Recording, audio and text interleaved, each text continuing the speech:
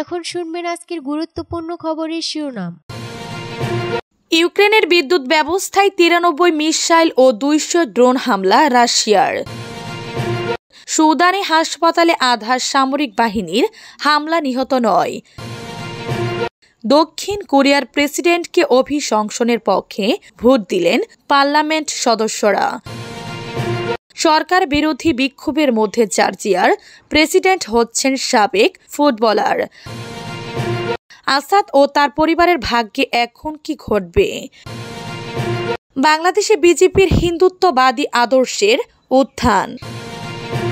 ইউক্রেনের বিদ্যুৎ ব্যবস্থায় 93 মিসাইল ও 200 ড্রোন হামলা রাশিয়ার। ইউক্রেনের বিদ্যুৎ ব্যবস্থা লক্ষ্য করে একদিনে 93টি মিসাইল ও 200 ড্রোন ছড়েছে রাশিয়া। প্রায় 3 বছর আগে রাশিয়ার পূর্ণ মাত্রার হামলা শুরুর পর ইউক্রেনের বিদ্যুৎ অবকাঠামোর উপর এটা অন্যতম বৃহত্তম বোমাবর্ষণ বলে অভিহিত করেছেন দেশটির প্রেসিডেন্ট ভলোদিমির জেলেনস্কি। সংবাদ মাধ্যমের প্রতিবেদন থেকে জানা গেছে, শুক্রবার ইউক্রেনের বিদ্যুৎ ব্যবস্থা লক্ষ্য করে রুশ বাহিনী ভয়াবহ ক্ষেপণাস্ত্র হামলা চালায়। ভয়াবহ এই হামলায় ব্যাপক ক্ষয়ক্ষতির শিকার হয়েছে ইউক্রেনের বৃহত্তম তাপ বিদ্যুৎ কেন্দ্র, নষ্ট হয়ে গেছে গুরুত্বপূর্ণ সড়কগ্রাম। এছাড়া কিয়েভের বাসিন্দাদের আবারও আশ্রয় নিতে হয়েছে মেট্রো স্টেশনে। ইউক্রেনের প্রেসিডেন্ট ভলোদিমির জেলেনস্কি জানান, রাশিয়ার ছোড়া এসব ক্ষেপণাস্ত্রের বেশ কিছু প্রতিরোধ করেছে তার বাহিনী।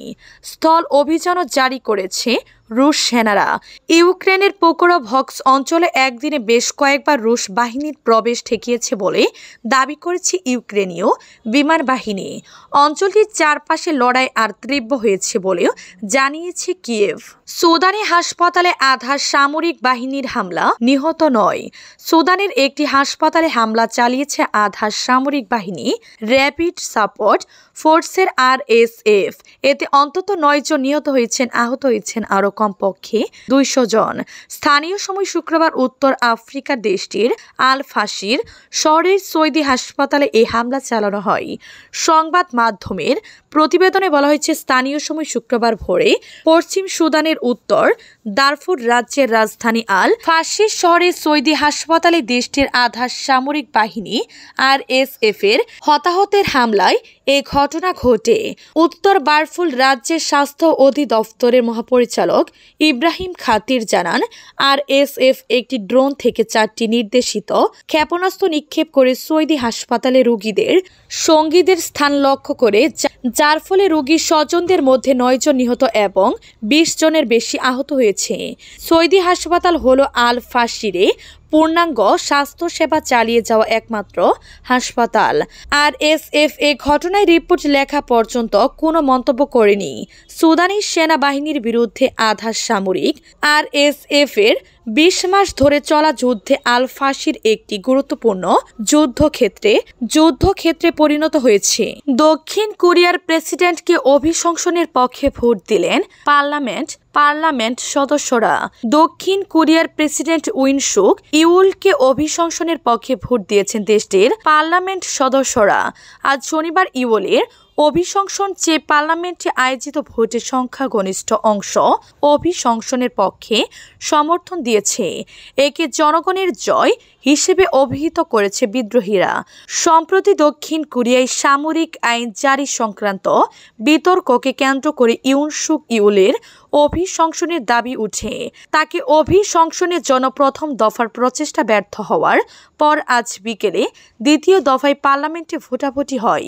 300 জন আইন প্রণেতার মধ্যে 204 জন প্রেসিডেন্টকে অভিশংসিত করার পক্ষে ভোট দেন। 85 জন প্রস্তাবের বিপক্ষে ভোট দেন, 3 জন ভোটদানে বিরত থাকেন, 8টি ভোট বাতিল হয়ে যায়। অভিশংসন প্রস্তাব পাশ হতে 200 ভোট প্রয়োজন হয়। এজন্য প্রস্তাবটি পাশ করাতে ইউনের নেতৃত্বাধীন পিপল পাওয়ার পার্টির PPP 8 জন পার্লামেন্ট সদস্যকে পক্ষ পরিবর্তনের জন্য রাজি করানোর প্রয়োজন ছিল। অভিশংসন প্রস্তাব পাশ হওয়ার ইউন এখন সামরিকভাবে বরখাস্ত অবস্থায় থাকবেন। এই সময় দক্ষিণ কোরিয়ার সাংবিধানিক আদালত পার্লামেন্টের ভোটের বিষয়ে সিদ্ধান্ত জানাবে। ইউএনের ভাগ্য নির্ধারণের জন্য আদালতের হাতে 180 দিন সময় আছে। সরকার বিরোধী বিক্ষোভের মধ্যে জর্জিয়ার প্রেসিডেন্ট হচ্ছেন সাবেক ফুটবলার। যুক্তরাজ্য ভিত্তিক ম্যানচেস্টার সিটি ফুটবল ক্লাবের সাবেক ফুটবলার মিখাইল কাবিলাশভিলিকে জর্জিয়ার প্রেসিডেন্ট হিসেবে নিয়োগ দিতে যাচ্ছে দেশটির পার্লামেন্ট। জর্জিয়ার বিভিন্ন শহরে ইউরোপীয় ইউনিয়নপন্থীদের বিক্ষোভের 16 দিন পর দেশটির পার্লামেন্ট আজ শনিবার এ নিয়োগ চূড়ান্ত করেছে। 53 বছর বয়সী মিখাইল কাবিলাশভিলি ক্ষমতাসীন জর্জিয়ান ড্রিম দলের সাবেক পার্লামেন্ট সদস্য। প্রেসিডেন্ট পদের জন্য তিনি একমাত্র প্রার্থী। প্রধান 4টি বিরোধী দল কাবিলাশভিলিকে প্রত্যাখ্যান এবং পার্লামেন্ট বর্জন করেছে। তাদের অভিযোগ, অক্টোবরে অনুষ্ঠিত নির্বাচনে কারচুরি হয়েছে। পশ্চিমাপন্থী হিসেবে পরিচিত জর্জিয়ার বিদায়ী প্রেসিডেন্ট সালুম জুরাবিশভিলি এই প্রেসিডেন্টের নিয়োগের উদ্যোগের নিন্দা জানিয়েছেন। কাবিলাশভিলি নির্বাচিত হওয়াকে প্রতারণা হিসেবে উল্লেখ করে জুরাবিশভিলি বলেছেন তিনি জর্জিয়ার একমাত্র টিকে থাকা বৈধ প্রতিষ্ঠানের হাল ধরে রেখেছেন। আসাদ ও তার পরিবারের ভাগ্যে এখন কি ঘটবে? সিরিয়ার স্বৈরা শাসক বাশার আল আসাদ গত রোববার ক্ষমতাচ্যুত হন। সেদিন প্রেসিডেন্টের পদ ছেড়ে তিনি পালিয়ে যান রাশিয়ায়। এর মধ্যে দিয়ে দেশটিতে আসাদের 24 বছরের শাসন আমলের অবসান হয়েছে। সেই সঙ্গে সমাপ্তি ঘটেছে আসাদ পরিবারের টানা 53 বছরের শাসনের। 2000 সালে বাশার আল আসাদ সিরিয়ার প্রেসিডেন্ট হওয়ার আগে তার বাবা হাফিজ আল আসাদ একটানা 29 বছর দেশ শাসন করেছিলেন। এখন সিরিয়া বিদ্রোহী যোদ্ধাদের নিয়ন্ত্রণে তাদের নেতৃত্ব দিচ্ছে আয়াত তাহরির আল-শাম HTS নামের একটি গোষ্ঠী, যে ঝড়ো গতিতে প্রেসিডেন্ট বাশার আল আসাদকে ক্ষমতা থেকে নামানো হয়েছে, সেই একই গতিতে তারা রাষ্ট্রযন্ত্রের উপর নিয়ন্ত্রণ প্রতিষ্ঠার চেষ্টা করছে দেশটিতে এরই মধ্যে অন্তর্বর্তী সরকার গঠন করা হয়েছে। পালিয়ে যাওয়া আসাদ এখন স্ত্রী সন্তান নিয়ে রাশিয়ায় রয়েছেন। মস্কো জানিয়েছে রাজনৈতিক আশ্রয় দেওয়া হয়েছে তাদের। তবে আসাদ ও তার পরিবারের সদস্যদের চূড়ান্ত পরিণতি এখনো নিশ্চিত নয়। তাদের ভাগ্যে শেষ পর্যন্ত কি ঘটবে সেটা এখনো কেউ জানেন না।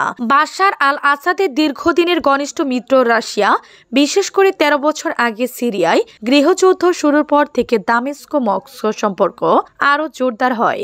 সিরিয়ার মাটিতে রাশিয়ার 2টি গুরুত্বপূর্ণ সামরিক ঘাঁটি রয়েছে। বাংলাদেশে বিজেপির হিন্দুত্ববাদী আদর্শের উত্থান। নোবেল বিজয়ী ডক্টর মোহাম্মদ ইউনূস বাংলাদেশের অন্তর্বর্তী সরকারের প্রধান হিসেবে দায়িত্ব নেওয়ার পরদিন গত 9 আগস্ট বাংলাদেশের বিভিন্ন স্থানে রাস্তায় নেমে আসতে শুরু করেন সংখ্যালঘু হিন্দু সম্প্রদায়ের মানুষ। এইসব স্থানের মধ্যে অন্যতম ছিল রাজধানী ঢাকার গুরুত্বপূর্ণ শাহবাগ মোড়। হিন্দুরা বাংলাদেশের মোট জনসংখ্যার প্রায় 8%। প্রধানমন্ত্রী শেখ হাসিনার পদত্যাগের পর 5 থেকে 8 আগস্টের মধ্যে হিন্দুত্বদের বাড়ি, ব্যবসা প্রতিষ্ঠান ও ধর্মীয় উপাসনালয়কে লক্ষ্য করে ধারাবাহিক আক্রমণের প্রতিবাদ জানাচ্ছিল তারা।